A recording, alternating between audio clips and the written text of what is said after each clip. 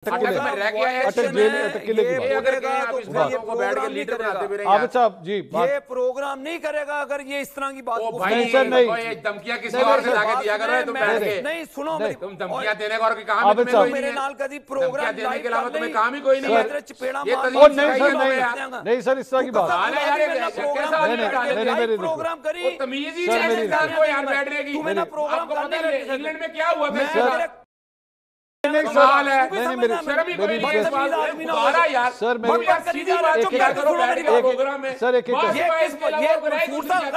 आपने बैठाया हुआ मेरी सर एक मैं इसकी सुनी जा रहा हूँ। नहीं सर, नहीं सर, इस तरह आप दोनों से रिक्वेस्ट सर, एक मिनट इसको खामोशी से बात। आबिद साहब जरा पीटीआई की भूख हड़ताल के हवाले से बात कर लेते हैं। खान साहब की भूख हड़ताल अभी नहीं शुरू हुई है। उन्होंने कहा था मैं प्लान कर रहा हूं, हो सकता है मैं ये करूं, कोई फाइनल डेट उन्होंने नहीं दी थी। लेकिन अजहर साहब, ये जो 3 बजे से लेकर 7 बजे तक का ये जो अलामती भूख हड़ताल होगी, अब आपके ख्याल में इससे कोई फर्क पड़ेगा पार्लियामेंट हाउस के सामने? देखिए, एक बात तो बड़ी वाज़ेह है। मैं सिर्फ एक बात करके, ज़हीम भाई ने जो बात कही है ना, देखिए हम वजाहत के साथ 9 मई में जिन्होंने किया है, अदालतों में ट्रायल चलाएं, सजा दें, ठीक है, हम उसके साथ हैं, ठीक। लेकिन ये कह करके पीटीआई खुदारा अदालत का एक निज़ाम है, उसको चलने दें, फिर बंद कर दें ना, आईने पाकिस्तान बंद कर दें, आप छोड़ें। अब एक बात और जो कह दी है पार्टी में बैन करने के हवाले से, आपको पता है बड़ा स्ट्रिक्ट प्रोसीजर है, या आज का प्रोसीजर मैं वही करने लगा, मैं वही देखे मैं वही फैसला नहीं, उनकी राय। अब 2 राय है ना। आपको याद है हमने उस वक्त कहा कि साइफर ऑपरेशन रजीम चेंज, MNA खरीदे गए, MPA खरीदे गए, हम ये बातें करते रहे ना, ये रिकॉर्ड के ऊपर बातें हैं, और हुकूमत गिराएगी। अच्छा, वो हम उस वक्त क्यों कहते थे कि आर्टिकल 17 में लिखा है सॉवरेंटी इंटेग्रिटी, एक आदमी के खिलाफ ऐसे आए, हमें शक्ल पसंद नहीं है, उसको उठाकर बाहर करें, पार्लियामेंट से बाहर नहीं किया जा सकता। कहीं और चले गए, मैं भूख हड़ताल मैं उसी की तरफ आने लगा हूँ, उसी को सामने रखते हुए। तो ये भी शौक जो पूरा करना ना बैन करने के हवाले से, कोई ऐसे एविडेंस नहीं है। आ जाए साइफर ज़मीन बोस हो गया 9 मई में, जब 9 में सजाएं होंगी, आगे देखेंगे आगे क्या हालात हैं। अब आए आगे भूख हड़ताल की तरफ। आपको पता है हम बात नहीं कर रहे, UN convention, UN working paper में ना आर्बिट्री डिटेंशन के हवाले से बड़ी डिटेल और डेप्थ में एक वर्किंग पेपर आ गया, ठीक है। अब उसके बाद आज आपको पता है कि UK पार्लियामेंट के अंदर भी बड़ी वजाहत के साथ कह दिया है, इमरान खान साहब की रिहाई के हवाले से भी बाकी भी।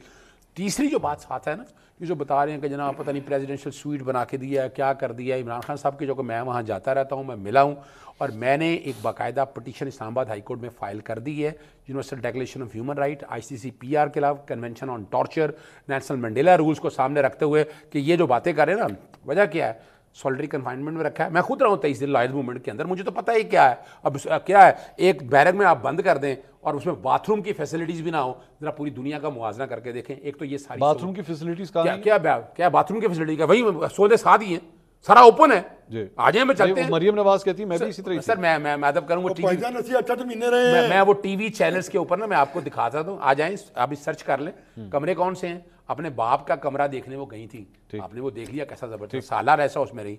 अब हमने जो बारी बारी ह्यूमन राइट्स वायलेशन, दोबारा मैं पूछ रहा हूँ, ये जो भूख हड़ताल है, ये ह्यूमन राइट्स वायलेशन, इससे क्या होगा सर? मेरी एक बात सुनिएगा, आपका क्या पूरी दुनिया के अंदर ये कॉन्सेप्ट नहीं है? हमने पूरी कोशिश, हमें एहतजाज करने नहीं दे रहे, सड़कों पे हमें निकलने नहीं दे रहे, आपके सामने है, इजाजत देते हैं, बंद कर देते हैं। यानी इस मुल्क में ये अभी TLP आई थी इस्लामाबाद, तो आपने देखा ना, तो आइए ना, तो वो इजाजत लेके आई थी। सर अब मेरी बात फिर वाज़ेह आ गई ना। आप लोगों ने जब एक लॉन्ग मार्च किया था, अभी पहले 25 मार्च को वो जो एक लॉन्ग मार्च हुआ था, जो आप खान साहब जब उतरे थे नौशेरा के पास और पूरा काफिला लेके इस्लामाबाद आए थे, परमिशन लेकर आए थे। उसका जवाब बड़ा सीधा, 25 मई को, सॉरी, बड़ा उसका जवाब देते हैं। हमने एक 25 मई को जब लेके निकले थे ना, क्या हाल हुआ था आपको पता है? कितनी आंसू गैस शेल आए थे। तो आप आंसू गैस के शेल बचाना चाह रहे हैं? सर मैं सवाल ये नहीं है, अच्छा, हम इस मुल्क के कानून पे अमल दरामद चाहते हैं। अच्छा, कानून क्या है? कानून है इजाजत लेना, इजाजत लेके एहतजाज करना। अच्छा, अब दूसरा सवाल आपने कहा कानून है, इजाजत लेके एहतजाज होना चाहिए, कानून नहीं तोड़ना चाहिए। 9 मई को भी इजाजत ली थी भाई। हाँ, फिर आप फिर पीटीआई की तरफ आई जा रहे हैं। नहीं तो आप जमात इस्लामी की पीटीआई, मैं फिर बताता चलूं, आप फिर वही बात है, घुमा फिर आ गया।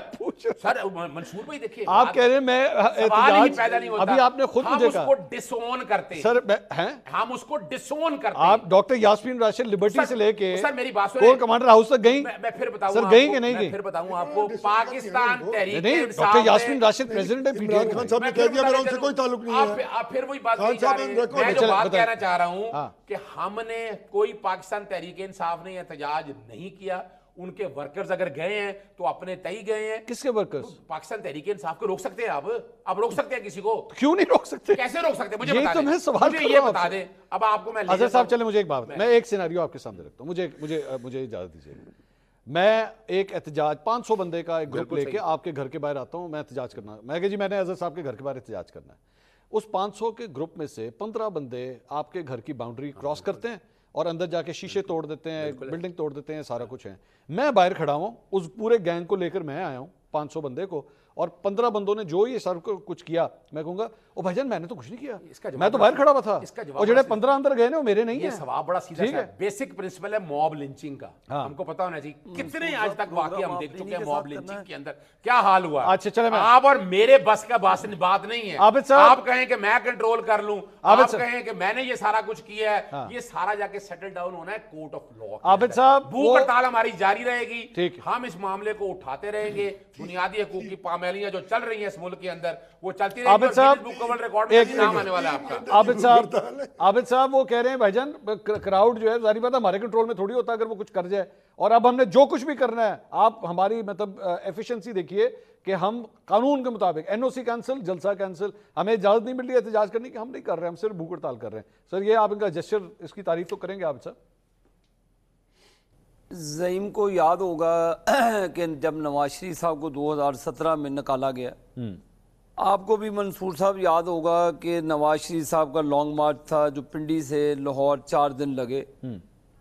वो लीडर साथ था, अवाम साथ थी, कोई गमला टूटा, कोई GHQ पर, कोई कोर कमांडरों के घरों पे काफ़ी छावनी आती हैं, गालबन जेलम से गुजरते आगे कैंट के रास्ते से जाते तो कोर कमांडर हाउस भी आता है गुजरांवाले में। कोई नवाज शरीफ ने कहा कि जी आप जाके, वो भी एक क्राउड था, वो भी लोग थे, आपके लीडर लगे हुए साथ। अजहर साहब कह रहे हैं जी साढ़े बंदे ही कोई नहीं थी, इमरान खान का पांजा वहाँ पे मौजूद था, कहते जी ये वो PTI के बंदे नहीं थे। मैं इनको याद करा दूँ, जिस सेल में नवाज शरीफ अटक फोर्ट के अंदर रखा गया ना, तो अजहर साहब आपको लीडर को एक दिन भी रखा जाए तो वो पाँव पड़ जाएगा आंसुओं का, अगर रोएगा वो 6 महीने रह के कि वहां पे ना सूरज की रोशनी हो। मेरी बात तो सुनो ना यार, तुम बोली जा रहे हो बीच में, सुन लो बात, मैं तुम्हारी बात बड़ी खामोशी से सुनता हूँ। चले सर, आप बात खामोशी से सुने आप। जी जी जी यार जब आप झूठ बोलेंगे गलत बात है। किले के आप अंदर कह रहे हैं एक दिन नहीं रह सकता, 6 महीने रह के आया। बात नहीं है, मैं तुम्हारी 6 महीने रह के आया वहां अटक किले की बात है, अटक किले में रह के आया, अटक जेल, अटक किले की बात। अगर कहें आप इस बातों को बैठ के लीडर बनाते भी रहेंगे। आबिद साहब जी, ये प्रोग्राम नहीं करेगा अगर ये इस तरह की बात को। भाई सर नहीं, धमकियां किसी और से लाके दिया करो तुम बैठ के। नहीं सुनो, तुम धमकियां देने का और काम में कोई मेरे नाल कदी प्रोग्राम देने के अलावा तुम्हें काम ही कोई नहीं है। नहीं सर, इस तरह की बात प्रोग्राम करी, तमीज ही नहीं है इंसान को यहाँ बैठने की। तुम्हें ना प्रोग्राम करने का इंग्लैंड में क्या हुआ था सर? नहीं कमाल है, नहीं मेरी शर्म ही कोई नहीं है इस बात में। दोबारा यार सर मेरी सीधी बात चुप कर करो, बैठ के प्रोग्राम में सर एक ये गलत आदमी को आपने बैठाया हुआ। मेरी सर एक मिनट, कमाल हो गया यार। मैं इसकी सुनी जा रहा हूँ।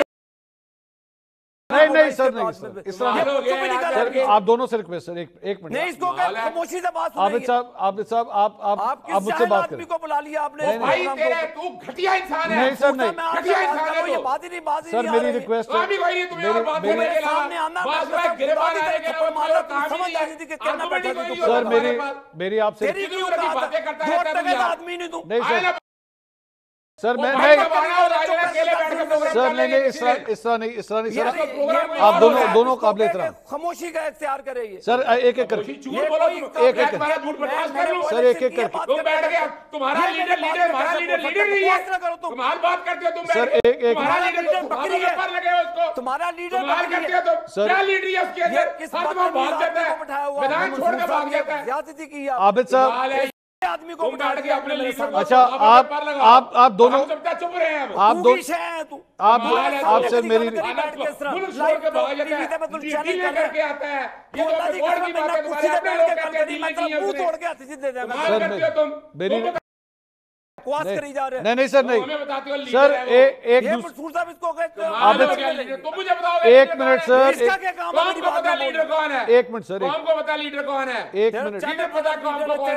कौन 45 और 47 की पैदावार सामने है, 17 सीटें ले सकते। एक मिनट सर, एक मिनट, हम कह रहे हैं तुम्हारे अपने लोग कि क्या हाल रहा। अच्छा, इलेक्शन के अंदर मैं आगे चलूं, मैं आगे चलूं। आप लोग एक दूसरे के ऊपर खिताबात ना दें, डायरेक्टली एनालिसिस दीजिए प्लीज, मेरी रिक्वेस्ट है आप दोनों। मंसूर साहब, मैं आपसे गुफ्तगू जी आबिद साहब की बात का जवाब दे रहा हूं, इसका क्या काम? अच्छा जी, एक दूसरे को इंटरप्ट ना कीजिएगा प्लीज। अब आबिद साहब बात कंप्लीट कीजिए अपनी प्लीज। मैं आपसे बात कर रहा हूं, मैंने इसकी एक भी बात को इंटरप्ट किया? मेरी बात को पता नहीं कहां से पढ़ा लिखा। अच्छा चले सर, नहीं सर, नहीं मेरे दोनों से जवाब दो, मेरी दोनों से रिक्वेस्ट है सर, आप मुझसे बात कीजिए प्लीज। आप आबिद साहब बात कंप्लीट करें, अपनी बारी से जवाब दे दूं। चलें आबिद साहब बात कंप्लीट करें, आप बात कंप्लीट करें। मंसूर साहब, जिस सकूबत खाने में ज़हीम कादरी गवाह है उस दौर में, ये भी हमारे साथ था। अटक किले की जिस काल कोठरी में नवाज शरीफ को रखा गया, वहां पे सूरज की रोशनी तक नहीं दिखाई जाती थी। ठीक, उन अकूबत खानों में नवाज शरीफ साहब को रखा गया, उनकी फैमिलियों को रखा गया। ये तो शहनशाहों की तरह जेल में रह रहे। मेरा तो दरख्वास्त होगी हुकूमत में, इसको 5 दिन के लिए शिफ्ट करें उधर अटक किले में, इनको समझ आ जाएगी कि जेलें होती क्या हैं, ट्रायल होते कैसे हैं। देखें, रियासत की रेट को चैलेंज किया गया मंसूर साहब, इसको किसी सूरत में टॉलरेट नहीं किया जाएगा। ठीक है, पीटीआई के लोगों ने रेड लाइन क्रॉस की है, रेड लाइन क्रॉस होने की सजा इनको भुगतनी पड़ेगी। ना वो मंसूर साहब आपने कहा, ना मैंने कहा, ना ज़हीम कादरी साहब ने कहा। इनके वुज़रा के बयान सुनने, वो कहते थे कि हम कैबिनेट में, हम जब वो इंडोर मीटिंग होती थी, हम इमरान खान को मना करते थे कि ये रेड लाइन को क्रॉस ना करे, पार्टी को तबाह कर देंगे। ठीक, तो जब इनके लीडरान शफकत महमूद बात करते हैं, फवाद चौधरी बात करता है, और भी इनके मुतअद्दिद शहरियार अफरीदी बात करता है, तो वो इनके फेसेस हैं पीटीआई के, उसको भी डिसोन कर देंगे, वो हमारे लोग नहीं। चले, मुझे इजाजत दीजिए। उन्होंने कहा कि हमने इमरान खान को मना किया था कि ये काम ना करे। अब ये इमरान खान ने रियासत के ऊपर हमला किया है। मंसूर साहब, इसको किसी सूरत पे टॉलरेट नहीं करना चाहिए, वरना पाकिस्तान की जब मुसल्लह अफवाज कमजोर हो जाएगी, पाकिस्तान का नाम खत्म हो जाएगा। ज़हीम साहब, ये बात स्टार्ट हुई थी भूख हड़ताल से, और इंटरनेशनली सर जो इसको हाईलाइट किया जा रहा है वो ये कह रहे हैं कि ये कोई छोटा सिंबल नहीं है कि भूख हड़ताल हो रही है पार्लियामेंट हाउस के बाहर। नहीं, वो देखें ना, भूख हड़ताल ऑब्वियसली एक एहतजाज का तरीका है, और ये पूरी दुनिया में राइज फाइक है। इसको टाइम लिमिट करना, इसकी इम्पैक्ट, इसका आना, ये कल की बात है। हमारा जो मतमा नजर है मंसूर साहब, वो बड़ा सिंपल और स्ट्रेट है कि अगर ये पोलराइजेशन जो इस वक्त हो चुकी हुई है ना, अगर ये चलती रही तो ये मुल्क नहीं चलेगा। हमारा इख्तलाफ इस निज़ाम के साथ इसीलिए है कि इस निज़ाम ने, इन पॉलिटिकल पार्टीज ने पिछले 75 बरस में इस मुल्क को उस पोलराइजेशन की उस सतह पर पहुंचा दिया है जहां निज़ाम जो है वो डीके का शिकार हो गया। निज़ाम क्यों नहीं डिलीवर कर पाया 75 बरस में? तो ऑब्वियसली जो इसका जिम्मेदार है उसको कौम और आवाम को जवाब देना है। हमारा विजन डॉक्यूमेंट आ रहा है, आप उसको पढ़िएगा इंशाल्लाह ताला। बड़ी कॉम्प्रिहेंसिव डिटेल्ड हमने इस मुल्क के प्रॉब्लम्स को और उसके हल को डिस्कस करने की कोशिश की है। हम ये चाहते हैं कि खुदारा, मैं आगे आपकी ये राय लूं कि इस वक्त वो ये कह रहे हैं हमें एहतजाज की इजाजत नहीं मिल रही, वो ये कह रहे हैं, आबिद शेर साहब कह रहे हैं कि जनाब इन्होंने जो कुछ किया है इनको इजाजत मिल भी नहीं सकती। नहीं, ये देखिए, ये मेरा थोड़ा सा आबिद से इख्तलाफ है, मेरे भाई हैं। देखिए, एहतजाज की इजाजत होनी चाहिए, जलसे की इजाजत होनी चाहिए, लेट अ स्पेसिफिक प्लेस कि भाई ये जगह जो है ये डिमार्क्ड है for that procession what you want to plan, okay go ahead, you have the place. वो वहां नहीं करते तो जाएं कहीं और कर लें। बहुत बहुत शुक्रिया उनकी। ज़हीम कादरी साहब, सिर्फ एक बात मैं कह दूं, बड़ी कंसेंसस जिसकी हम बात कर रहे हैं, उसके लिए ये लोग जो है वो ये इन्होंने डेमोक्रेसी को डिस्मेंटल कर दिया। मैं सिर्फ ये कहना चाहता हूं, सिर्फ एक बात खत्म करते हुए, बात बड़ी सिंपल सी है, कोई बड़ी बात नहीं है। अगर ये चाहते इस मुल्क को आगे लेके जाना ना, एहतजाज करना था, हमें करने देते। हम अगर जलसे जुलूस करना चाहते हैं करने देते, लेकिन झूठे मुकदमे, इस फ्रॉड और फरेब से ये निज़ाम नहीं चल सकता।